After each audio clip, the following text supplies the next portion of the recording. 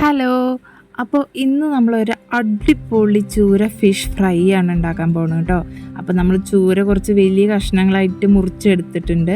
പിന്നെ അതിലേക്ക് ആവശ്യമായിട്ടുള്ള മഞ്ഞൾപ്പൊടി, മുളക് പൊടി, കുരുമുളക് പൊടി, പെരുംജീരകം, ഇഞ്ചി, വെളുത്തുള്ളി, ചെറിയുള്ളി, ഇതെല്ലാം കൂടി നമുക്കൊന്ന് കറക്കിയെടുക്കണം. കറക്കിയെടുക്കുക പറഞ്ഞാൽ നല്ല നൈസായിട്ട് അരിഞ്ഞെടുക്കണം കേട്ടോ. അരച്ചെടുക്കണം.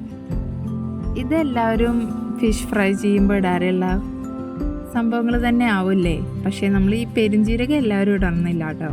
അപ്പോൾ പെരുംജീരകം ഇട്ടിട്ട് മീൻ ഫ്രൈ ചെയ്യാത്തവരാണെങ്കിൽ ഒന്ന് ട്രൈ ചെയ്ത് നോക്കൂ. നല്ല ടേസ്റ്റാണ്. പക്ഷേ ഇതിൻ്റെ ഫ്ലേവർ ഇഷ്ടമുള്ളവർ മാത്രം ഇട്ടാൽ മതി കേട്ടോ. ആ എണ്ണയിൽ കടന്നിട്ട് ഇങ്ങനെ ഇതാവുമ്പോഴുള്ള ഈ പെരുംജീരകത്തിൻ്റെ ഒരു മണവും ടേസ്റ്റും അടിപൊളിയാണേ.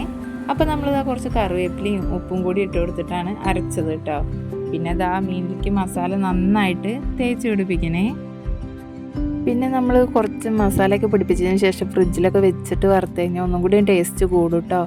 കാരണം അപ്പോഴാണ് ആ മസാലയുടെ ഒരു ടേസ്റ്റ് നന്നായിട്ട് വരുള്ളൂ. അപ്പോൾ ഞാനൊരു അരമണിക്കൂറോളം ഫ്രിഡ്ജിൽ വെച്ചിട്ട് അത് കഴിഞ്ഞിട്ടാണ് ഞാൻ വറുത്തെടുത്തത് കേട്ടോ. അതിന് ശേഷം നമ്മൾ ഇതേ ഒരു ചട്ടിയൊക്കെ അടുപ്പത്ത് വെച്ചു കേട്ടോ. അപ്പോൾ എണ്ണ നന്നായി കാഞ്ഞു വന്നിട്ടുണ്ട്. അപ്പോൾ നമ്മൾ മീൻ വറുക്കുമ്പോൾ പ്രത്യേകം ശ്രദ്ധിക്കേണ്ട കാര്യം, എണ്ണ നല്ല ചൂടാവണേൻ്റെ മുന്നേ കൊണ്ടുപോയിട്ട് മീനിടയില്ലേ. എണ്ണ നല്ല തള വരാറേണ ഒരു ഇതാവില്ലേ, അപ്പോഴാണ് നമ്മൾ ഫിഷ് ഇട്ട് കൊടുത്തു കഴിഞ്ഞാൽ ഒട്ടും പൊടിയാതെ നമുക്ക് കിട്ടും കേട്ടോ. ഇതിപ്പോൾ ചൂരമീനാവുകൊണ്ട് തന്നെ നമുക്ക് ഒരു ഹാഫ് കുക്ക് ആവണത് നമുക്ക് ഇഷ്ടമല്ല കേട്ടോ. നന്നായിട്ട് മൊരിഞ്ഞ് ഇരിക്കണതാണ് ഇവിടെ എല്ലാവർക്കും ഇഷ്ടം. അപ്പോൾ നമ്മൾ നന്നായി മൊരിച്ചെടുക്കുന്നുണ്ട്.